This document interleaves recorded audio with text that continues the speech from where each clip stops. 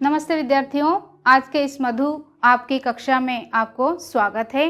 तो आज के विषय की ओर हम आगे बढ़ते हैं। आज का विषय है पद्य पाठ मनुष्यता। तो इस चित्र में आप क्या देख रहे हैं? इस चित्र में आप देख रहे हैं कि एक बच्चा गिर गया है, दूसरा व्यक्ति उसको मदद का हाथ बढ़ा रहा है। दूसरे चित्र में आप देख रहे हैं कुछ दुर्घटना घट गई है और वहाँ पर कोई नौजवान सज्जन व्यक्ति आकर उनका उद्धार करने की कोशिश कर रहे हैं। अच्छा खासा ज्ञान किए होंगे आपने। हम आज पढ़ने जा रहे हैं मनुष्यता विषय की ओर। तो इसके कवि हैं कवि मैथिली शरण गुप्त जी, जिनके चित्र आप देख रहे होंगे। तो इन दोनों चित्रों में बच्चे हम लोग जो पहली कक्षाओं में पढ़े हैं, ये हैं कबीरदास जी और ये सूरदास जी, जिनकी विशेषता यह थी कि ये भक्ति शाखा के, भक्ति संप्रदाय के सगुण तथा निर्गुण काव्यधारा के मशहूर कवि है। इनकी काव्य की विशेषता यह थी कि भक्ति भावधारा को उजागर करना तथा लोगों तक पहुंचाना। आगे भक्ति भावधारा के बाद जो राष्ट्रीय भावधारा के कवि कहलाते हैं, वो मशहूर कवि मैथिली शरण गुप्त जी, जो कि कवि परिचय रूप में हम उनके बारे में आज पढ़ेंगे। तो हमारे जो मान्यगण्य कविगण हैं, राष्ट्रीय भावधारा के अंतर्गत सर्वश्रेष्ठ राष्ट्र कवि का दर्जा मिला था मैथिली शरण गुप्त जी को। मैथिली शरण गुप्त जी का जन्म वर्तमान महाराष्ट्र के झांसी जिले के अंतर्गत चीर गांव में सन 1886 ईस्वी में एक वैश्य परिवार में हुआ था। जैसे कि आप लोगों को ज्ञात है, समाज में जो चारों तरह का वर्गीकरण किया गया है लोगों का, जैसे ब्राह्मण, क्षत्रिय, वैश्य, शूद्र, वैश्य परिवार में इनका जन्म हुआ था। जो कि घर का माहौल राम भक्ति था या राम भक्ति भावधारा के सदस्य थे, उनका गहरा असर पड़ा मैथिली शरण गुप्त जी पर। और घर पर ही इन्होंने पढ़ाई की थी, क्योंकि विद्यालय तथा विश्वविद्यालय शिक्षा इनको नसीब नहीं हो पाया था। इसके बावजूद भी इनका जीवनादर्श, आर्य संस्कृति तथा भारत की इतिहास, गौरवमय पूर्ण इतिहास के बारे में इन्होंने अच्छा खासा ज्ञान रखा है और संपूर्ण हिंदी साहित्य जगत को इन्होंने अच्छा खासा ज्ञान प्रदान किया है। कहा जाता है माला में पहले फूल का जो स्थान है और गगन में जो नक्षत्र का स्थान है, वह स्थान हिंदी साहित्य के कविता में कवि मैथिली शरण गुप्त जी को मिला है। खड़ी बोली हिंदी में ब्रजभाषा का सा मिठास इनकी कविताओं का श्रेय है। और इनके काव्य गुरु कहे जाते थे कवि महावीर प्रसाद द्विवेदी जी। और इनकी सर्वश्रेष्ठ कृतियों में जयद्रथवध, पंचवटी, द्वापर, यशोधरा, साकेत आदि प्रमुख कहलाते हैं। भारत भारती इनकी प्रमुख लेख है, जिनमें हम राष्ट्रीयतावादी दृष्टिकोण देख सकते हैं। अर्थात देशवासियों को आगे बढ़ने के लिए, देश के प्रति उत्साहित होने के लिए, देश के प्रति अच्छा खासा कार्य करने के लिए इनके अंदर जो गंभीर इच्छा थी, लोगों का मनोबल बढ़ाने के लिए, लोगों को देश प्रेम की ओर उद्बुद्ध कराने के लिए इनकी काव्य कविताओं को श्रेय दिया जाता था। जैसे कि असली मानवता या असली इंसानियत का परिचायक हैं हमारे सुभाष चंद्र बोस जी और महात्मा गांधी जी, जो असली मनुष्यता का परिचायक कहलाते हैं। इनसे हमें बहुत कुछ सीख लेनी है। ठीक उसी तरह से आप इस चित्र में देख सकते हैं गौतम बुद्ध, जो असली मानविकता या इंसानियत या मनुष्यता का निदर्शन, जो लोगों के लिए अपना सर्वस्व त्याग दिए हैं, संसार के लिए एक सर्वोत्कृष्ट उदाहरण बने हैं, वे हैं मशहूर गौतम बुद्ध जी। आधुनिकता अर्थात आधुनिक समाज में इन्हें आप अच्छे खासे जान सकते हैं, देख सकते हैं। इनके जो गुण हैं, इनके जो कार्य है समाज के लिए, वो एक उदाहरण है। सेविका है, सेवा मनोभाव से जो समाज के लिए उदाहरण बने हैं। वाकई इनमें हमें बहुत कुछ इंसानियत सा गुण सीख लेना है, जो है ये मदर टेरेसा जी। आधुनिकता का स्पर्श इनमें पाया जाता है और उसमें से हमें बहुत कुछ सीख भी लेनी है। तो पहले पद की ओर बच्चे आगे हम बढ़ रहे हैं, आप लोग मेरे साथ गाइएगा। विचार लो कि मर्त्य हो, न मृत्यु से डरो कभी, मरो परंतु यूं करो कि याद जो करे सभी। विचार लो कि मर्त्य हो, न मृत्यु से डरो कभी, मरो परंतु यूं करो कि याद जो करे सभी। हुई न यो सुमृत्यु तो वृथा मरे वृथा जिए, हुई न यो सुमृत्यु तो वृथा मरे वृथा जिए, मरा नहीं वही की जो जिया न आपके लिए, मरा नहीं वही की जो जिया न आपके लिए। वही पशु प्रवृत्ति है कि आप ही चरे, वही पशु प्रवृत्ति है कि आप ही चरे, वही मनुष्य है कि जो मनुष्य के लिए मरे। तो इन पदों में बच्चों हम लोग पढ़ेंगे आज पहले पंक्तियों की ओर बढ़ेंगे। आज पहले पंक्ति में कवि मैथिली शरण गुप्त जी मनुष्य के अंदर वह आत्मविश्वास भरने की कोशिश कर रहे हैं और मनुष्य को प्रोत्साहित करने की कोशिश कर रहे हैं, उत्साह देने की कोशिश कर रहे हैं। वे कह रहे हैं, विचार लो कि मर्त्य हो न मृत्यु से डरो कभी, मरो परंतु यो करो कि याद जो करे सभी। हे मनुष्य तुम विचारशील व्यक्ति हो, हे मनुष्य तुम सर्वश्रेष्ठ व्यक्ति हो, विचार करने की क्षमता तुम में है, इसलिए तुम विचार योग्य हो। इसलिए जो कि तुम्हें बुद्धि विवेक मिला है, उस बुद्धि विवेक के अनुसार तुम सोचो, विचार करो, क्योंकि तुम्हारा जन्म मरणशील है, तुम मृत्युलोक में जन्म हुए हो। शब्दार्थ के तौर पर आप लोग देख सकते हैं बच्चों, मर्त्य यानी मरणशील, मृत्यु यानी मौत, यो यानी ऐसे, अर्थात इस भांति, याद यानी स्मरण। तो इन पंक्तियों से मैथिली शरण गुप्त जी यह कहने की कोशिश कर रहे हैं, वाकई में हमारे अंदर की जो हुनर है, काबिलियत है, उसके तौर पर हमें ध्यान न देकर हमें अपने कर्तव्य की ओर ध्यान देना चाहिए। हमें हमेशा यह कोशिश करनी चाहिए कि जितना संभव हो सके हमें दूसरों की मदद करनी है, क्योंकि हम मरणशील हैं। जो कि हमारा जन्म हुआ है, मृत्यु तो अवश्य होगी, क्योंकि मृत्युलोक में हमारा जन्म हुआ है। इसलिए हमें मृत्यु से, मौत से कभी डरना नहीं चाहिए, क्योंकि जो डरते हैं वो डरपोक बन जाते हैं, उनके अंदर हिम्मत, साहस कम हो जाती है। इसीलिए हे विचारवान युवक, हे विचारवान मनुष्य, अपने आप में जो हुनर है, जो काबिलियत है, कुछ अच्छे कर्म के द्वारा उन हुनर और उन काबिलियतों को दिखा जाओ। सोच लो, क्योंकि तुम मरणशील हो, तुम्हारा मौत अवश्य सुनिश्चित है। जन्म हुए हैं अर्थात मृत्यु तो अवश्य आएगी, इसलिए हमें मृत्यु से डरना नहीं है, घबराना नहीं है, बल्कि क्या करना है, कुछ ऐसे कार्य करते जाना है जो करने के पश्चात हमें या हमारी दूसरों के मुख में याद बनी रहे, दूसरों के लिए हम प्रेरणादायी बने, दूसरे हमें याद कर सके। जैसे इस चित्र में से आप देख रहे हैं, कोई व्यक्ति डूबता जा रहा है और कोई दूसरा व्यक्ति उसको मदद करने के लिए वहाँ पर पहुँच गया है। तो इससे ज्ञात होता है कि इस तरह के छोटे मोटे कार्य हमें हमेशा करने की कोशिश करनी चाहिए, जिनका परिणाम बहुत ही लाभदायी होता है। दूसरों के लिए हम प्रेरणादायी बनते हैं, दूसरों के याद में हम सजीव रहते हैं, दूसरों के मुख में हम हमेशा के लिए अमर रहते हैं, जीवंत रहते हैं। इसलिए हमें इस तरह की मौत मरना चाहिए जो मरने के बावजूद भी हमारी अमरता का प्रतीक हो। दूसरी पंक्ति की ओर आगे बढ़ेंगे बच्चों। दूसरी पंक्ति में मैथिली शरण गुप्त जी हमें यह कहने की कोशिश कर रहे हैं, हुई न यो सुमृत्यु तो वृथा मरे वृथा जिए, मरा नहीं वही की जो जिया ना आपके लिए। हे मनुष्य, हमारा जन्म की जो कि हुआ है और सर्वश्रेष्ठ प्राणी का दर्जा हमें मिला है।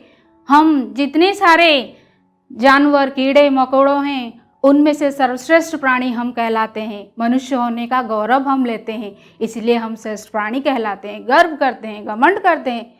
तो उस बात पर यहाँ पर मैथिली शरण गुप्त जी कहते हैं, अगर हम मनुष्य कहलाने के योग्य हैं, केवल शारीरिक रूप से हम मनुष्य का शरीर धारण किए हैं, उतने में हमें खुशी नहीं मिलती। खुशी तब मिलेगी जब हम इंसान होने के लायक कुछ ऐसे कार्य करते जाएं। इसीलिए हुई न यो सुमृत्यु, तो अगर इस तरह के कुछ कार्य करते हुए हमारी सुमृत्यु यानी अच्छी मृत्यु, वृथा यानी बेकार या निरर्थक, आपके लिए अर्थात अपने लिए। तो इस संदर्भ में वे कहने की पुनः कोशिश कर रहे हैं, हमें इस तरह के कुछ अच्छा कार्य करते हुए सुमृत्यु को प्राप्त करना है, अच्छी मृत्यु को प्राप्त करना है, तभी जाकर हमारी जय जयकार हो सकेगी। मरा नहीं वही की जो जिया ना आपके लिए अर्थात दूसरों के लिए। हमेशा कोशिश करते रहिए दूसरों की मदद करने के लिए, दया, क्षमा, सहानुभूति, परोपकार की भावना अपने अंदर पिरोने के लिए। जिस तरह इस चित्र में आप देख रहे हैं, यह अमर शहीद जो देश की सुरक्षा का भार अपने कंधे पर लिए हुए हैं और इनकी मृत्यु केवल स्वार्थ नहीं वरम परमार्थ के तौर पर जाता है। तो इनसे हमें यह सीख लेनी है कि इनके जैसा ही जीवन हमें जीना चाहिए। और जो वीर महापुरुषों की गाथा हमने पढ़े हैं, महात्मा गांधी जी, सुभाष चंद्र बोस जी और बहुत सारे महापुरुषों की गाथाएं, वे तो मरकर भी 100 हजारों साल पुराने होने के बावजूद ही मानो हमें ऐसा लग रहा है वो जीवंत हैं। क्यों? वो अपने कृतित्व के कारण, अपने कर्म के कारण मनुष्य वंद्य बनता है। इसीलिए हे मनुष्य, कुछ इस तरह के कार्य करते जा जिससे सुमृत्यु प्राप्त हो, वरना जो जन्म हमें मिला है वो वृथा ही जाएगा। जन्म वृथा और मृत्यु भी वृथा, बेकार जाएगा। तो मरा नहीं वही की जो जिया ना आपके लिए। जो व्यक्ति दूसरों की मदद के लिए जिया नहीं है, दूसरों के लिए, परोपकार के लिए, जिसके अंदर परोपकार की मनोभावना नहीं है, वह मनुष्य कहलाने के लायक नहीं है। इसीलिए हे मनुष्य, तुझे दूसरों की मदद के लिए अपना जीवन त्याग करना होगा, तभी जाकर तुम्हें सुमृत्यु प्राप्त हो सकती है। तीसरे पंक्ति की ओर आगे बढ़ेंगे बच्चों। तीसरी पंक्ति में हम देख रहे हैं, वही पशु प्रवृत्ति है कि आप ही चरे, वही मनुष्य है कि जो मनुष्य के लिए मरे। शब्दार्थ के तौर पर हम देख सकते हैं पशु प्रवृत्ति यानी पशु जैसा स्वभाव, चरे यानी चरना, खा पी कर खुद जीना। तो मैथिली शरण गुप्त जी पुनः मनुष्य की मनुष्यता को प्रकट करने की कोशिश कर रहे हैं, उन्हें उत्साहित करने की कोशिश कर रहे हैं कि हे मनुष्य, वही मनुष्य कहलाने के लिए योग्य है जो पशु प्रवृत्तियों को त्यागता है। पशु प्रवृत्ति किसे कहा जाएगा? अक्सर आप देख सकते हो पशु अपने लिए खाने के संग्रह की ओर आगे बढ़ते हैं और चरने लगते हैं। यहाँ पर छवि दिख रही है, जैसे कुछ गाय, बकरी, भेड़ चर रहे हैं। वो क्या कर रहे हैं? खुद अपने लिए जी रहे हैं, अपने पेट भरने के लिए वो खुद जी रहे हैं। तो ये तो पशु प्रवृत्ति है। हम जो कि मानव हैं, सर्वश्रेष्ठ प्राणी हैं, सोचने की क्षमताएं हम में हैं, हम उनसे कुछ हटकर हैं, तो हमें उनसे हटकर कुछ इस तरह के कार्य करते जाना है। तो वही पशु प्रवृत्ति है कि आप ही चरे, खुद के लिए जीना, यह तो पशु सुलभ गुण है, हमें इनको हर कीमत पर त्यागना है। वही मनुष्य है कि जो मनुष्य के लिए मरे। मनुष्य कहलाने के लायक या मनुष्य कहलाने योग्य व्यक्ति तब बनता है जब दूसरों के ऐन वक्त पर मदद का हाथ बढ़ाता है। इसलिए है मनुष्य, कुछ इस तरह के कार्य करते जा जितना संभव तेरे से हो सकता है, तुझसे हो सकता है, हमसे हो सकता है, इस कदर के कार्य करते जाओ जो दूसरों की मदद करे, जो दूसरों के लिए सहायता का भाव बढ़ाए। यही असली मनुष्यता कहलाती है। तो मनुष्य के अंदर जो गुण है वह मनुष्यता कहलाती है। इंसान यानी मनुष्य, इंसानियत का भाव है मनुष्यता। यह गुण दूसरों की मदद करना, स्नेह, प्रेम, दया, क्षमा, ये सब मनुष्यता धार्मिक गुण हैं।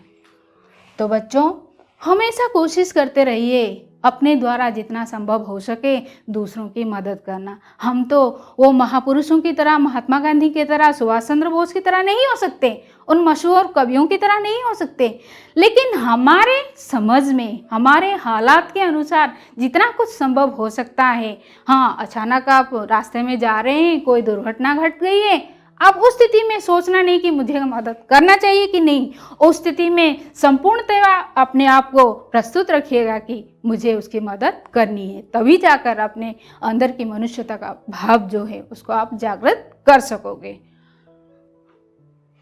तो विचार बिंदु के तौर पर बच्चों, हम इस पद्य से बहुत कुछ सीख हासिल कर रहे हैं। इनमें से प्रेरणादायी बहुत ही बिंदुआं हैं। इन बिंदुओं में से मैथिली शरण गुप्त जी प्रमुखतः मनुष्य को महान बनने की प्रेरणा दे रहे हैं और जितना संभव हो सके जीवन में सत्कर्म करने की प्रेरणा दे रहे हैं। साथ ही साथ सत्कर्म का परिणाम हमेशा अच्छा होता है। अगर हम किसी का अच्छा आज किए हैं, सुनिश्चित रूप से दूसरे दिन हमें उसी स्थान पर हम महसूस करेंगे, अर्थात दूसरों के मदद का परिणाम हमें भी कोई मदद करने आएगा जब हमें इन वक्त पर किसकी मदद की ज़रूरत पड़ेगी। इसलिए ज़रूरत के समय हमेशा दूसरों की मदद करने की कोशिश करनी चाहिए। और जो पशु प्रवृत्ति यहाँ पर मैथिली शरण गुप्त जी कह रहे हैं, खुद के लिए जीना, उसको कतई हमें त्यागना होगा। उसको हमेशा कोशिश करिए अपने से दूर हटाने की, यथासंभव हो सके हमेशा अपने दिलो दिमाग में यह बसाइए कि मुझे किसके लिए, दूसरों के लिए कुछ करना है, जितना संभव हमसे हो सके। उसके पश्चात दूसरों की जो मदद करने का भाव है वो हमेशा अपने मन में बिठाने की कोशिश करना चाहिए। तो इस आधार पर संपूर्ण विषय विचार बिंदु के तौर पर हम देख रहे हैं, वाकई मनुष्य कहलाने के लिए योग्य वे बनते हैं जिनके अंदर मनुष्यता धर्मी गुण होते हैं। इंसान, मनुष्य, ये सब प्रतिशब्द हैं। तो मनुष्य का जो जन्म हमें प्राप्त हुआ है, उस जन्म की सार्थकता तभी सिद्ध हो सकती है जब हम किसी के ज़रूरत के समय काम आते हैं। किसी को मदद की आवश्यकता है, वहाँ पर हमें कभी भी सोचना चाहिए नहीं चाहिए कि मुझे यह करना चाहिए या नहीं, हमेशा तत्पर रहना चाहिए पूर्ण होश हवास के साथ कि मुझे उसकी मदद करनी है। तभी जाकर हमारा जो जन्म हुआ है मनुष्य के रूप में वह सिद्ध हो सकती है। केवल मनुष्य का शरीर हमें मिला है, उस शरीर की जो असलियत है, जो खामियां हैं, उसको हमें दूसरों की मदद करके निभाना है। उसको पूर्णतया से उसकी जो परिभाषा है, उसकी परिभाषा के तौर पर हमें यह कोशिश करनी चाहिए जितना संभव हो सके दूसरों की मदद करें। तो आगे बच्चों हम भाषा ज्ञान की ओर बढ़ेंगे। भाषा ज्ञान में आप देख रहे हैं निर्देशानुसार उत्तर दीजिए। कुछ सवाल हैं, सवालों के अंदर आए हैं आपके पहले वचन बदलिए। वचन बदलिए यानी एक वचन में दिए गए शब्दों को आपको बहुवचन बनानी है, बहुवचन में दिए गए शब्दों को आपको एक वचन बनानी है। तो पहले वचन बदली में शब्द है आपके प्रवृत्ति। यहाँ पर आपको क्या करना है, वचन बदलना है। क्या बनेगा शब्द? प्रवृत्तियां।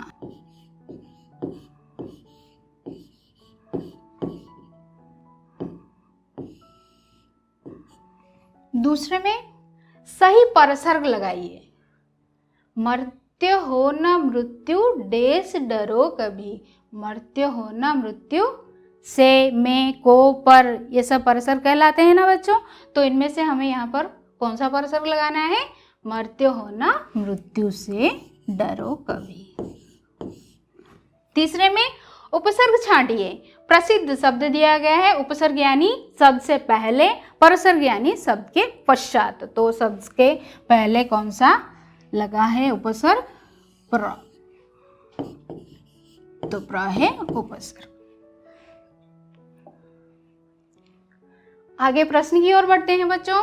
पहले प्रश्न में आप देख सकते हैं हमने यह प्रश्न लिया है, कवि किससे न डरने की बात कर रहे हैं? कवि किससे न डरने की बात कर रहे हैं? कवि मृत्यु से।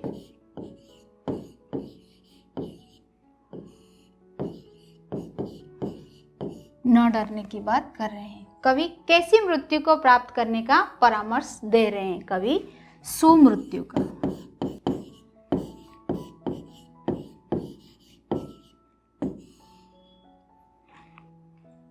तीसरे प्रश्न में हमें कैसी मौत मरना चाहिए? हमें हमेशा कोशिश करना चाहिए अच्छी मौत मरने की।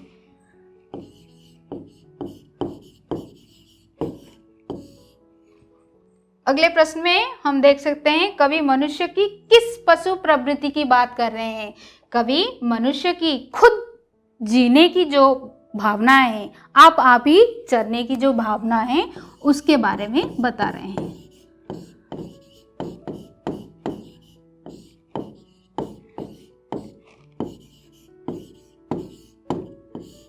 यानी खुद ही जीने की जो भावना है उसको यहाँ पर चरना कवि कह रहे हैं। कवि मनुष्य की आप ही चरना, खुद ही जीने की जो भावना है, उस संदर्भ में ये प्रश्न वे कह रहे हैं।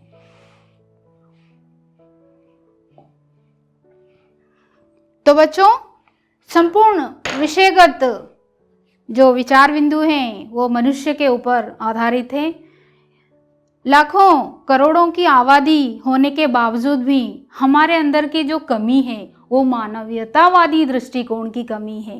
केवल हमारे अंदर की जो गुण है उनको उभरने की कोशिश कर रहे हैं कवि मैथिली शरण गुप्त जी। मैथिली शरण गुप्त जी कह रहे हैं कि जो कि हमें इंसान का शरीर मिला है वो शरीर से हम संतुष्ट न हुए, बल्कि हमें अपने अंदर वह इंसानियत धर्मी, मनुष्यता धर्मी कुछ ऐसे गुणों को पिरोने की कोशिश करनी चाहिए, तभी जाकर हमारे जन्म की सार्थकता सिद्ध हो सकती है। इसलिए बच्चों, जितना संभव हो सके आप कोशिश करिएगा अपने तौर पर दूसरों की मदद के लिए इंसानियत का जो गुण है, दया, क्षमा, परोपकार, सहानुभूति इत्यादि गुणों को अपने अंदर हमेशा संजोए रखने की कोशिश करें। हम कभी ना कभी तो मरेंगे ही, जो कि हमारा जन्म हुआ है, मृत्यु तो सुनिश्चित है, लेकिन कुछ ऐसे यादगार मृत्यु को हमें आमंत्रित करना है हमारे कर्म के माध्यम से, क्योंकि कर्म के कारण ही व्यक्ति वंद्य बनता है।